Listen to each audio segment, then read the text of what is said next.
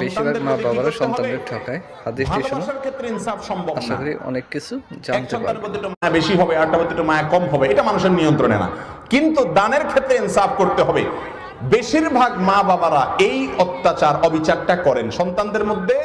দেওয়ার ক্ষেত্রে সম্পত্তি হোক আর নিজের অন্য যে কোনো টাকা পয়সা হোক, এগুলো দেওয়ার ক্ষেত্রে মা বাপরা সাধারণত আইসক্যালকার, বেশিরভাগ মা বাপরা ইনসাফ করে না। একজন সাহাবী বশীর ইবনে সাদ আল-আনসারী রাদিয়াল্লাহু তাআলা আনহু, তিনি এসে বলছেন, ইয়া রাসূলুল্লাহ, আমার ছেলে নোমানকে আমি একটা গোলাম দিছি, একটা সম্পদ দিছি। নবী আলাইহিস সালাম বলেছেন, তোমার সব সন্তানদেরকে দিছো? বলে না ইয়া রাসূলুল্লাহ, দেই নাই। তিনি বলেছেন, যা সবাইকে দিয়ে আসো। কারণ নবী আলাইহিস সালাম বলেছেন, ইত্তাকুল্লাহ ওয়া আদিলু বাইনা আওলাদিকুম, আল্লাহকে ভয় করো ও বাবারা মায়েরা, সন্তানদের মধ্যে ইনসাফ করবা, কারোর প্রতি জুলুম করবা না। আজকাল বহুত বাপ মা আছে না, যেই সন্তানটার সাথে সম্পর্কটা ভালো